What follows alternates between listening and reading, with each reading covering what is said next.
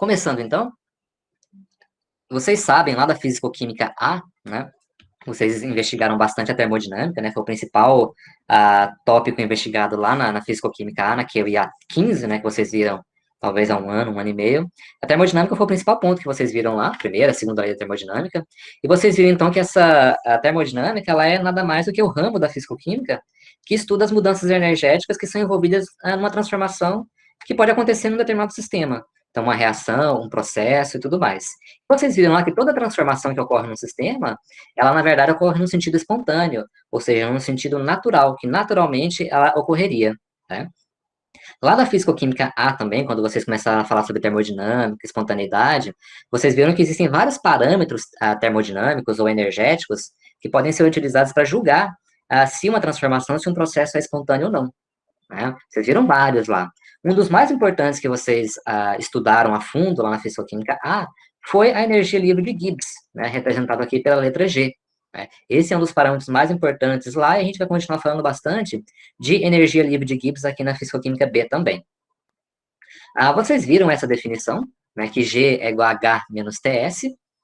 Escrevendo essa equação, então, na forma de uma diferencial, olha só, eu vou escrever, então, que DG é igual a DH menos DTS. Então, essa diferencial aqui, ela vai multiplicar os dois termos, de modo, então, que eu vou escrever que DG é igual a DH menos TDS menos SDT. Tá? Essa outra definição de entalpia, vocês também viram, né? Que H é igual a U mais PV. Da mesma forma, se eu escrever essa equação na forma de uma diferencial, considerando que eu tenho que multiplicar ambos os termos aqui, eu vou chegar nesse ponto, né? Que DH é igual a DU mais PDV mais VDP. O que eu vou fazer agora? Olha só, eu vou substituir a equação 4 na 2. De modo, então, que DG vai ser igual a DU mais PDV mais VDP menos TDS menos SDT. Então, eu só substituir o significado de DH aqui nessa equação 2. Chegando, então, aqui nessa equação número 5. Vou um pouquinho mais além e lembrar, então, né, que o trabalho de expansão no sistema fechado, que vocês também viram lá na Físico-Química A, já escrito na forma diferencial, ele pode ser representado dessa forma. Então, DU, ou seja, a variação de energia interna, é igual a TdS menos PDV. E aí, então, substituindo essa equação na 5, eu vou chegar nessa super equação aqui, olha só.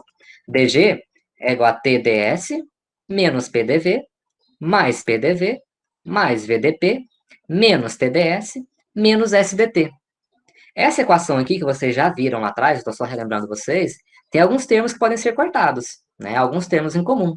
Olha só, eu posso cortar esses dois TdS, então mais TdS menos TdS, eles se cancelam.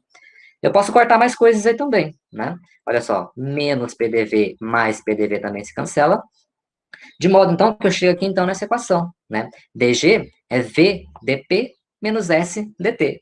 Essa é uma equação bastante importante, né? Que vocês viram lá na Físico-Química A, que nada mais é do que a equação fundamental da termodinâmica, né? Então, com essa equação, a gente consegue calcular, então, a variação de energia livre numa série de processos, transformações, reações, e, então, julgar se esse processo, transformação ou reação é espontâneo ou não, tá bom?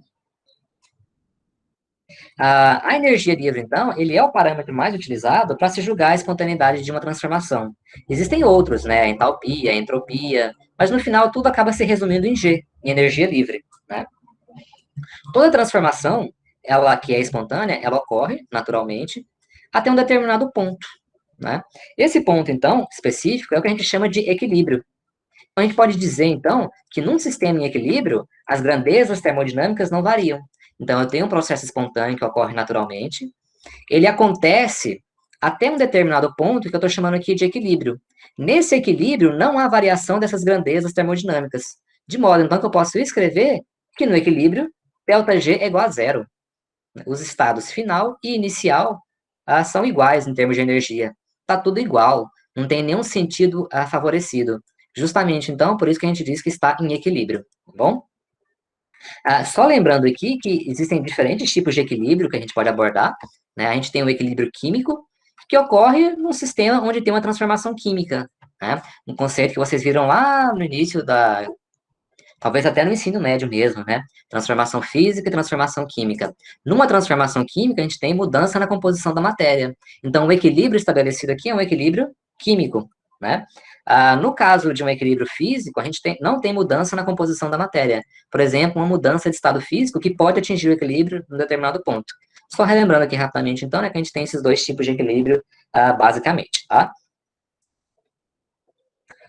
Um conceito bastante importante que a gente vai explorar nessa disciplina, além desse conceito de equilíbrio, é o conceito de fase, ou de fases, tá bom? Uma fase, ela é uma porção macroscópica homogênea do sistema em relação à composição e ao estado físico. Essa é a definição de fases de um sistema, né? Essas fases, ou fase, ela é representada sempre pela letra P, então não é algo muito intuitivo, né? P como significado de fase, mas vem do inglês, né? E ela é exatamente uma porção macroscópica do sistema. Então, por exemplo, definindo o número de fases, de alguns exemplos que eu vou mostrar para vocês aqui agora. Se eu tiver um gás ou uma mistura gasosa, olhando macroscopicamente, eu vejo uma coisa só, um gás. Então, eu escrevo que P, ou seja, o número de fases, é igual a 1. Uma solução diluída de NaCl. Macroscopicamente olhando, eu vejo um componente em um estado físico. Então, eu escrevo que P é igual a 1. Gelo e água. Macroscopicamente, eu vejo que eles não são homogêneos, né? Eu tenho um mesmo componente, que é a água, mas em dois estados físicos diferentes. Um está no estado sólido e outro está no estado líquido. Por isso, então, que eu digo que eu tenho duas porções macroscópicas diferentes. Ou seja, duas fases. P é igual a 2. Água e etanol. Bom, macroscopicamente, para mim é uma coisa só. Eu não consigo enxergar nenhuma coisa que não é homogêneo. É tudo igual, independente do ponto que eu olho no sistema, é tudo homogêneo. Então, P é igual a 1.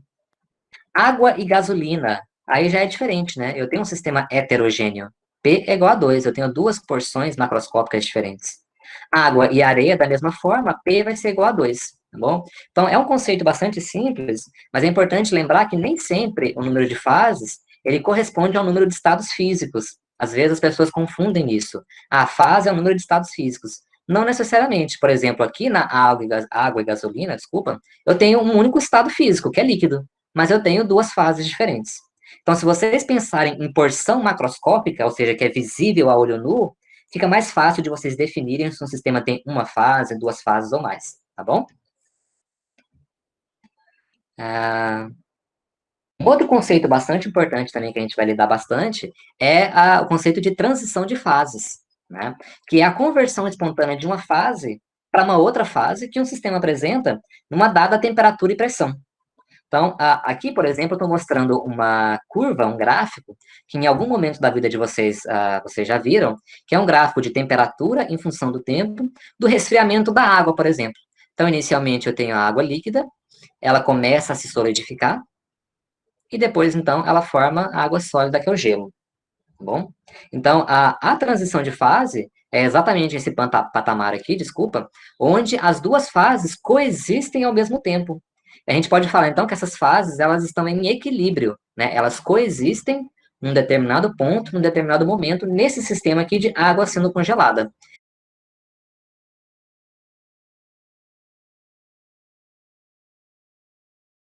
E claro que essa transição de fase, olha só, ela acontece numa determinada temperatura de transição, que eu abreviei aqui como TTRS, temperatura de transição.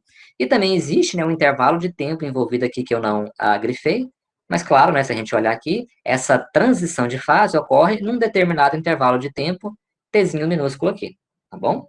Então, esse conceito de transição de fase a gente vai estudar bastante também. Então, a temperatura de transição, ela nada mais é no qual a temperatura, no qual as duas fases estão em equilíbrio. Se elas estão em equilíbrio, como é que está o ΔG nesse ponto? Igual a zero. Então, essa é uma definição mais rebuscada, mais bem escrita, elaborada de temperatura de transição. É a temperatura no qual duas fases estão coexistindo em equilíbrio, onde a variação de energia livre é igual a zero. Essa é a definição formal de temperatura de transição, tá? Ah, eu falei para vocês que G vai ser bastante utilizado para julgar a espontaneidade de um processo e para julgar se um sistema está em equilíbrio ou não. Mas, na verdade, existe um outro parâmetro termodinâmico, uma outra grandeza termodinâmica, que é bastante importante para a gente prever a espontaneidade de um processo e prever também se um sistema vai estar